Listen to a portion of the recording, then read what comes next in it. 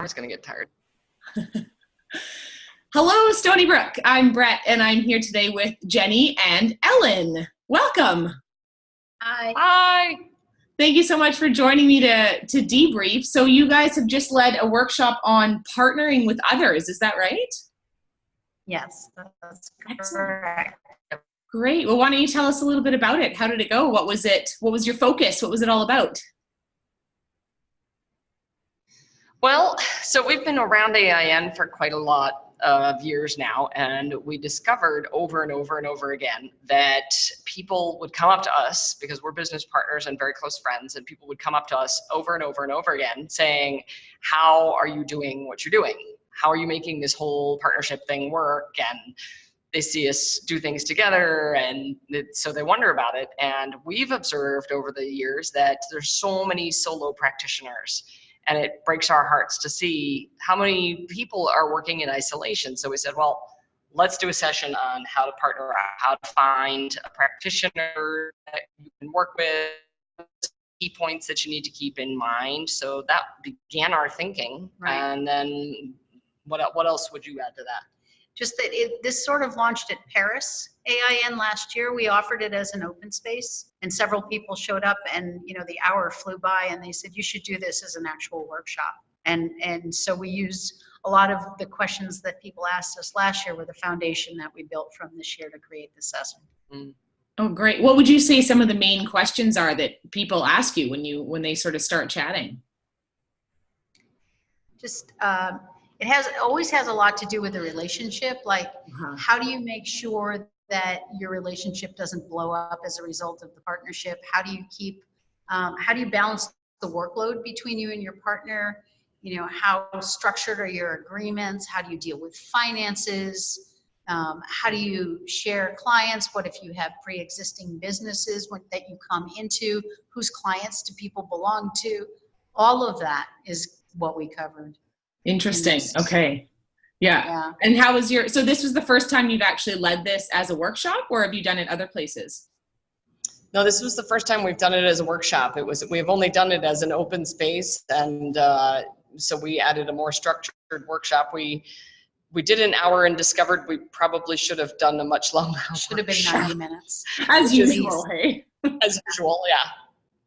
Yeah. But it was great to hear people ask those questions. They also asked about some of the legal side of that, like how do you know what to do? So, for example, we're an S corporation, so we have a very formally structured business that that offers us support and guidelines for how we operate. It also gives us an exit strategy. If we ever decide that we're going to close the company, we have legal guidelines, which takes a lot of the emotional pressure off. Yeah, I can imagine. Did you start as solo practitioners and then come together? We did. Yeah, both of us had our own businesses. Jenny was coaching full-time, and I was working as a trainer facilitator full-time, mostly delivering content that other people had created. Oh, interesting. Okay. Yeah. So let's get back to your workshop. Go ahead. Sorry, I just wanted to come back to your workshop today as well and hear more about that. How many people did you have? Close to 20. Yeah. Oh, great. Say about that. Yeah. Yep. And what were your expectations for the workshop? Did it go as you had imagined, besides wanting it to be a bit longer? It did.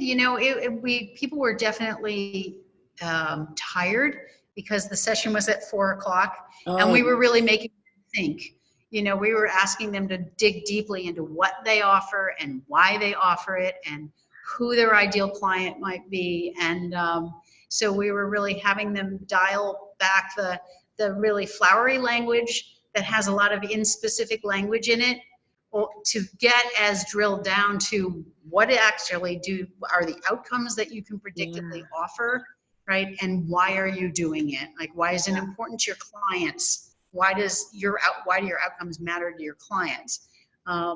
Which was a rigorous exercise to be doing it 4:00 in the afternoon. I can imagine. But everybody got a lot of value in it. Like, it was good to see that a lot of folks stayed and were taking a lot of notes, right? That's always something that's good to see, because that means that we're giving them something that's helping them, or a note or a question to think about. I mean, that's always what we want at conference, right? Is to help each other out as much as possible. So I think we saw a lot of that, which was very encouraging, and we gave them a worksheet. So some of what they're hopefully going to do now is go back and work on going even deeper with the questions that we ask them about what those outcomes are that they produce, and who do they produce those outcomes for.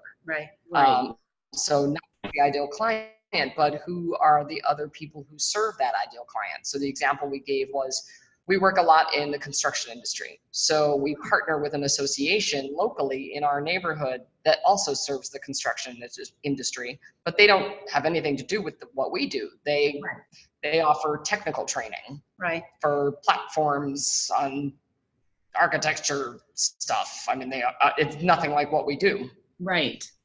So because we have offered our programming to their members, sometimes for free at conferences, we become the facilitators of choice and the company of choice with regard to all of the interpersonal and workplace and teamwork and listening training that organizations might need that are members of that organization. So that has helped us to get to places that we might never have gotten to. And we talked about that kind of partnership, as well as partnering with organizations or individuals who are in businesses that have nothing to do with what we do.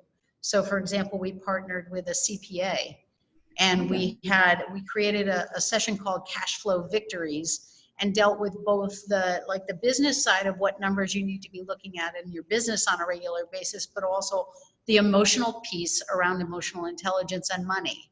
And we blended the two together, and he used it as a client entertainment thing. So he invited his clients. So he put the audience in front of us in the co-design session, right? And he talked about really things that most of us are terrible at, who are not CPAs, right? So things like how to read a P&L statement, or what was the other thing that he honed in on? It was like a P&L and a cash focus flow. On your receivables. Receivables. Oh yes, that's right. He said, so here's another tip for all of us out there, which was bill quickly, pay slowly. Oh, okay. Interesting. From a cash flow standpoint, for all of us that are trying to manage money in our companies, we want to bill right away, but would take that full 30 days terms when we are paying out a bill, and that improves cash flow. Sounds so simple and obvious, but it was great to consider. No, we don't necessarily do that all the time. And then so it was a great project to do that. So we shared that as an example. So our hope is that people will go back to their own home turf and consider, who do I know that's doing something completely different, that could mash up two different things that people we serve need. Did you find that some people in the workshop were starting to have little ideas and little ahas, like, oh, maybe I could connect with this person or that community? Or I mean, I think that we covered a lot of ground in an hour, and it was sort of rapid induction. For some folks who hadn't, they were thinking, maybe I'd like to partner with somebody. We were sort of talking about the nitty gritty of some of this, as well as the need to get coaching and support along the way. Because we've used coaching to build our business all the way through, from a financial person to a salesperson to a business structures person. So we were also advocating for, these are the strategic partners that you want to line up to help you support your business as well. Right? Wow. Yeah. Well, very neat. And did you find anything, was there anything surprising in your workshop today that was sort of unexpected?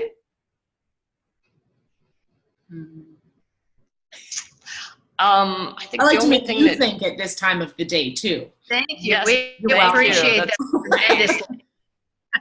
I think that something that always comes up, of course, as facilitators, is we have to follow what's in the room, and what popped into the room was a need to acknowledge what people are afraid of about partnering up with somebody. So we got to have that conversation, which was good. What were some of the fears that people had?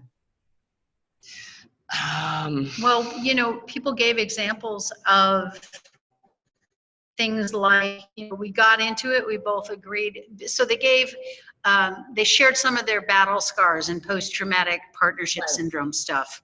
Right. You know, that they were afraid of dragging some of the energy of things that had blown up in the past, whether it was imbalance in the work within the partnership or somebody over-representing what they were capable of doing. And then when they actually got into the partnering part of it, they realized that the person couldn't deliver on, or somebody said, you know, this partner said that she would deliver within a certain time frame, and a year later she still wasn't done, and it was holding up everything that we had agreed we were going to do. So, you know, and our response to all of that is be as explicit as possible. You know, it's sort of that be long to hire, quick to fire, you know, right? And also the whole conversation of how do you float a trial balloon of working together on something small that's lower stakes, so that if it doesn't work out, no harm, no foul, right? Rather than going into a high stakes situation and having it blow up, then it's really hard. Yeah, right? yeah. Much more fallout from those situations as well. Right, So, and we've been working together for 5 years. Okay. But it wasn't until the 3rd year that both of us fully released the work that we were doing on the side and came 100% into our own business. Right. Right. Yeah. So we had a longer runway into full partnership. I mean, we were in full partnership emotionally, but we still had business that we were doing on the side that was detracting from our ability to focus 100% in our own business. But we both needed to do that for a variety of reasons. Absolutely. Right. Yeah. Right. Yeah. We needed they would actually call that a way that we manage the risk of it. Yes. Because you have a lot more to lose by just jumping in with if both you're feet. all in, right. Yeah. So that was one of our recommendations that seemed to resonate with people. So it's good. That I think that my hope is that from that maybe some folks will start to run some of those trial experiments. Right. Yeah. Right. Instead of having to think about, oh, this is an either or, right? I'm solo or I'm not. As Paul would say, give it a go. Give it a go. That's right. Give it a go. Yep. Absolutely. Great. Well, thank you so much for sharing some reflections today with me. We have reached our time limit, unfortunately, but that's great. Perfect. What a neat area. Very, just very eye-opening and different. I'm sure everyone has gone away with lots more to think about. Thank you. Let's hope so. And thanks for your time, Brett. You're welcome. Thanks for doing this in the community, Brett. Appreciate Absolutely. you. Yeah. I mean, big shout out to Anne-Marie for setting this up, but I'm definitely enjoying it, not being able to be there. So I hope people who are there can also enjoy all the reflections after the fact too. Yeah. Wonderful. Awesome. Okay. Yeah. Well, enjoy the rest of your conference. Thanks. Thank you.